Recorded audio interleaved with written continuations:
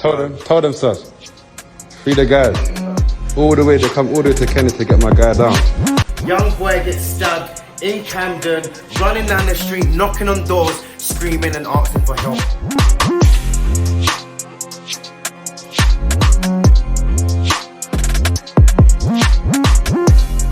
He was chased through the estate onto Grafton Road where he was stabbed by these 4 males. Tarek Kennedy Mango Montero, or many of you guys would know him as AGB Suspect, a man who at one point of his career had people in the drill scene worshipping his every move and upholding him as the face of UK drill. There's a lot of videos out there on Suspect and his history, but what I'm going to do like always is keep this video brief and sweet and compile all the info and touch on his recent regrets of the things that have landed him behind bars.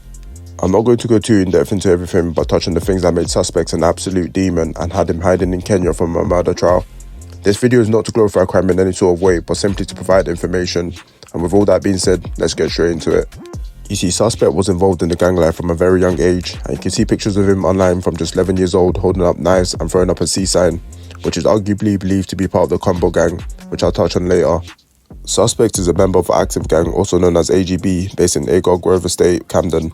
In order to really get the full picture, I'll quickly touch on the beef with Active Gang and the rivals 51st, but if you want to see a full in-depth look at the beef, check out Kid Nerd's video because he does a good job covering it.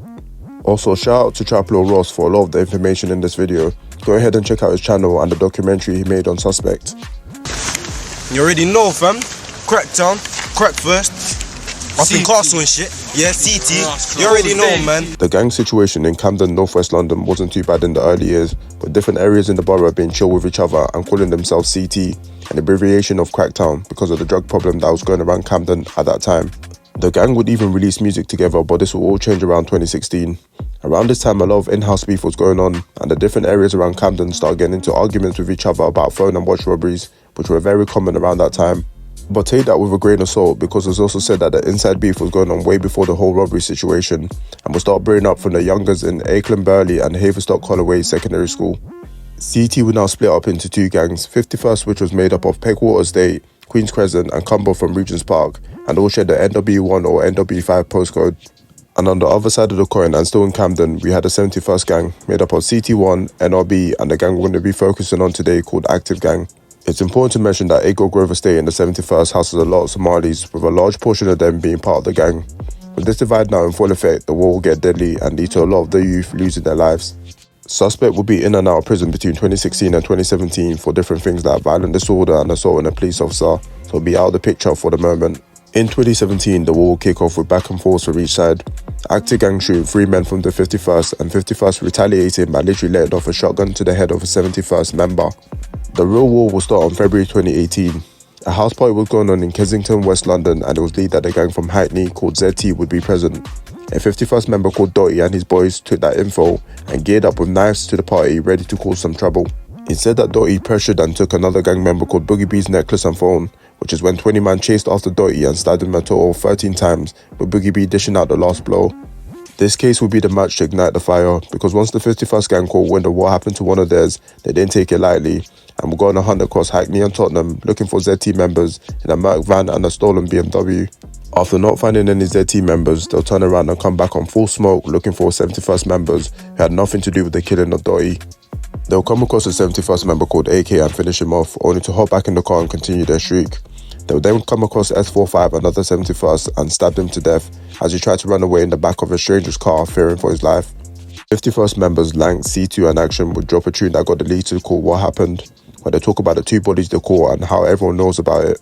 I'm a different breed of savage, 2 got dropped, what's happened, matting, everyone knows but the splashing. After these incidents, the Camden area was under investigation by police and the beef will start to go quiet, up until the demon himself Suspect came out and was hungry for revenge and wanted blood for the death of his brothers. He even stated in the tune Test My Temper that he had devilish thoughts in his cell because all his members were being killed and he couldn't do anything about it at the time. Suspect wasted no time and coordinated an attack on an op called G-Squeeze that literally left him paralysed and partly brain dead as it stabbed him in the head multiple times. 2019 will also be the year that Suspect and the rest of Active Gang in the 71st will launch their biggest attack that made headlines all over the UK. And yes, we're talking about the case of C-Miz or Kavin Bongisa. I'm not going to go through the politics behind the case as it can be a whole video on its own because it's believed that C-Miz was dissing dead members of 71st and had apparently shot at Suspect prior to this incident. Fast forward to the 1st of April 2019, C-Miz and his cousin were chased by active gang members in the Gospel Oak neighbourhood. Allegedly, suspects and SY targeted C-Miz and would eventually catch up to him as he dropped and stabbed him with machetes numerous times until he sadly passed away. Suspect and the gang will go on to diss C-Miz in their music, saying how the weed they're smoking is in Cali and is from the Congo because C-Miz was Congolese. All this is quite mad because all these guys grew up together in Camden as kids and will play together and now are literally trying to kill each other at every moment that they get. Rumours will now start circulating that the beef was between Malis and West Africans, with 71st saying that they got beef with Jurors. I've made a video explaining the history of Somali gangs and why they don't consider themselves as black if you guys want to check it out after this video. The murder of C-Miz spun the community, with murals being put up near the scene of the crime, but suspect wasn't done yet and he goes on to do something that would change his life forever.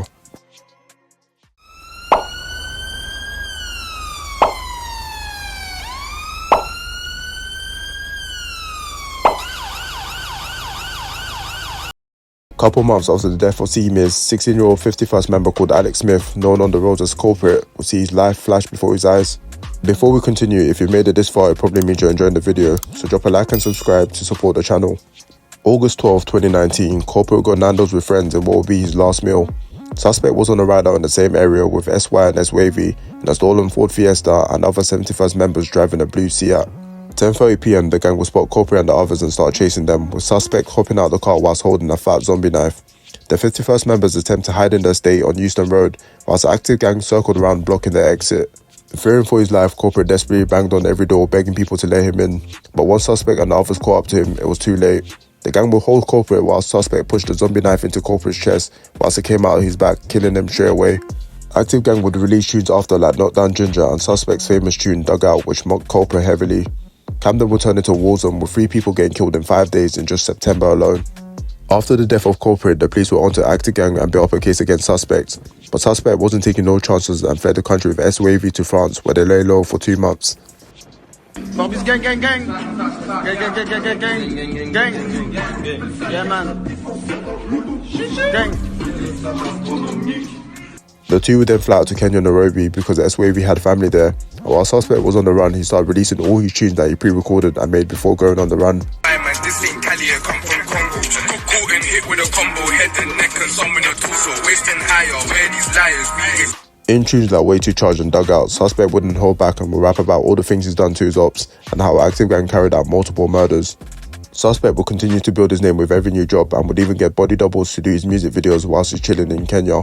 And in 2021, he even got a charting song with Fredo called Double Tap. After a couple of years in Kenya, suspect would start to get comfy and made a post on Insta, and it won't take long for the UK drill community to clock he was hiding in Kenya.